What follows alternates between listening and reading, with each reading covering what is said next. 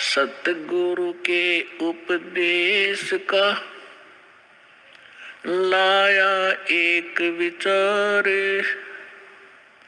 जय सतगुरु मिलते नहीं जाते नरक द्वार।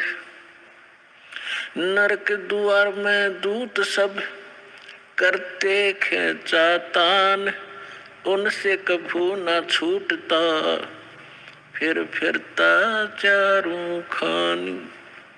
चार खानी में भरमता कबहू न लगता पार, सो फेरा सब मिट गया मेरे सतगुरु के उपकार। सात समुद्र की मसी करूं लेखनी करूं बन राय, धरती का कागज करूं गुरु गुण लिखो न जाए।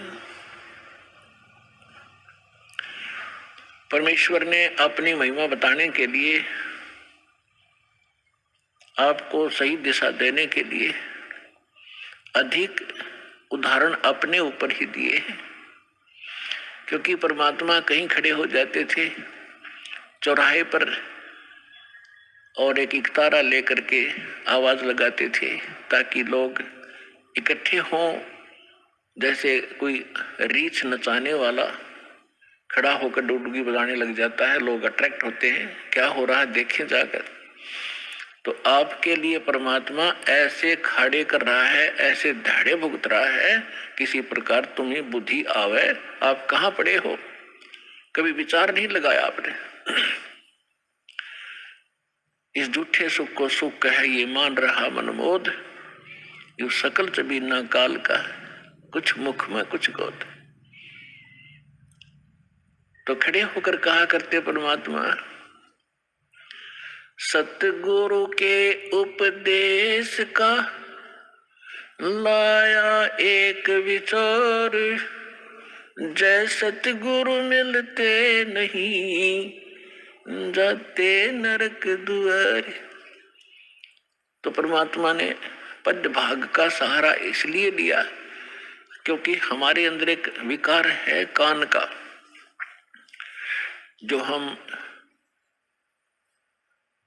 शब्द विषय है हमारे अंदर। तो उस विकार के कारण परमात्मा अट्रैक्ट करते थे। सुरीली आवाज थी दाता की, वाणी में इतना अट्रैक्शन आत्मा को पकड़ के खींच लेता है। क्योंकि परमात्मा की वाणी आत्मा के लिए ही होती है। तो वह समझाया करते थे, अपने आप ही बताते थे। जब बार बार न्यू का मैं भगवान होता, लोग डले मारने लग जाए थोड़े दिन में, हमारी आदत खराब हो चुकी है। तो उन्होंने कहा कि भाई सतगुरु से उपदेश लेने के बाद अब हिसाब लगाया, उसका विचार किया कि सतगुरु के उपदेश का लाया एक विचार, जय सतगुरु मिलते नहीं। ये नकली गुरु भी हो और साधना भी गलत कर रहे हो, शास्त्र भी गीता का मनमाना आचरण कर रहे हो, उनका भी कोई लाभ नहीं। सतगुरु के उपदेश का लाया एक विचार और जय सतगुरु मिलते नहीं जाते नरक द्वार। नरक द्वार में दूत सब करते खेचातान, उनसे कभू ना छूटते फिर फिरते चारों खान। जैसे ग्रुप के ग्रुप करोड़ों की संख्या में नकली संतों के पास हैं, ये सारे के सारे मृत्यु के उपरांत नरक में ठोके जाएंगे। और जब नरक में डाले जाते हैं, यम के दूत बहुत संख्या के अंदर हैं, 12 करोड़ की संख्या है उन यम के दूतों की। तो इनको जब आदेश हो जाता है धर्मराज का कि इतने इतने इतने इनको नरक डालो, जिनका अच्छे संस्कार उनको स्वर्ग भेज दिया। यहाँ तो इतना ही स्वर्ग या नरक 2 स्थान है, और तीसरा फिर 84 लाख योनियों में पुनः पटक दे। तो उनको आदेश दे दिया जाता है कि इन सबको नरक भेज दो। अब पूरे उस ग्रुप को 1 लाख डेली यहां से जाते हैं, उनमें से कुछ स्वर्ग, कुछ 84 लाख योनियों में और बाकी नरक में। तो भाले लेकर के, लठ लेकर एक सूक्ष्म शरीर है इसके अंदर, उस सूक्ष्म शरीर के अंदर प्राणी जब तक नेक्स्ट योनि प्राप्त नहीं करता, नेक्स्ट शरीर नहीं प्राप्त करता, तब तक उसका फेस, उसका आकार जो का त्यों रहेगा, एज इट इज, जैसा इस शरीर में।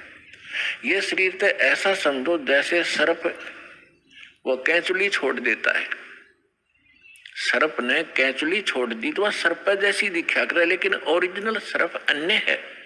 इसी प्रकार इसके अंदर एक शरीर और है, या ऊपर की कैंचुली है, ये कवर है आपका। तो वो जो शरीर है उसमें जीव मरता नहीं, उसमें दर्द पीड़ा घनी होती है।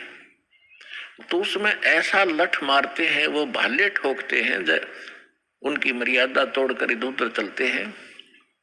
सामने हाहाकार मचली होती है, जहां उनको ठोका जाता है, नरक के अंदर तड़फ रहे हैं, हाहाकार मच रही है, किसी को ऐसे गंदा स्थान है वहां पर, तो उसमें उनको भेजा जाता है कि चलो अब वहां कैसे जाएं। वो सब उल्टे उल्टे हटते हैं और पीछे तो वो लठ मारे, उसके बाले ठोके, जबरदस्ती डाल देते हैं उसको। तो परमात्मा कहते हैं नरक द्वार में दूत सब वहां करते खेचाता है, हम वापस भागेंगे, वो ठाठा पटकेंगे और उनसे कभू ना छूटता। उसके बाद फिर फिरता चार खानी में, ये 83 लाख योनियों के शरीरों में, चार खानी में भरमता में कभू ना लगता पार। और सो फेरा सब मिट गया मेरे सतगुरु के उपकार। क्यों सारा झंझट बाईपास कर दिया उस सतगुरु ने। इतने दुख आपकी बला टलेगी इस सच्चे नाम को लेने से, कबीर परमात्मा की शरण में आने से, सतलोक आश्रम बरवाला में आकर दीक्षा ग्रहण करने से। फिर परमात्मा कहते हैं ऐसे सतगुरु के फिर गुणगान कर क्या करूं। आप तो बालक हो, कोई दूसरी कक्षा का, कोई पहली कक्षा का, कोई वैसे सत्संग सुन करने के लिए आया है, लेकिन जब आप इस अध्यात्म ज्ञान से परिचित हो जाओगे, आपकी आंखों से आंसू पड़ा करेंगे। अब तो अफलातून होया फिर, ये पुरानी छोटी सी पोस्ट मिल गई, कट कोठी और कार होगी, मोटरसाइकिल होगी, कोई व्यवसाय बन गया छोटा सा, या कितने कोई अधिकारी लग गया। तो परमात्मा याद दिलाना चाहते हैं कि ये सुख तो थोड़े से दिन का है, 10-20 वर्ष का। रिटायर होने के बाद फिर उसकी आंख भी खुल जाती है, या क्या बनेगी तेरे साथ में। कोई ड्राइवर भी ना मिलता है IAS IPS को, जो अंडे सैर पट्टे करते हो पार्का में, ना घर के सुने, बहु गाड़ दे जाते ही सारी तनख्वाह बच्चे ले लें। क्योंकि जो बैटरी जब तक चार्ज रही, पिछले पुण्य थे, तब तक तो वो खूब प्रभु पाक रहा था। और जब वो डिस्चार्ज हो गया, अगर चार्जर है नहीं, भक्ति ठीक करी नहीं, तो कहते हैं संशय शोक सराय में सूतक दिन राती, और जीवित जग में जूते पड़े फिर जम तोड़ा छाती। इनके लिए यही बुरा हाल हो लेगा बुढ़ापे में। यहाँ जीवित जग में जूते पड़े और फिर जम तोड़ा छाती, यम के दूत फिर आगे इनकी छाती तोड़ेंगे, इनको कूटेंगे गिर के, और फिर 84 लाख योनियों में ठोके जाएंगे।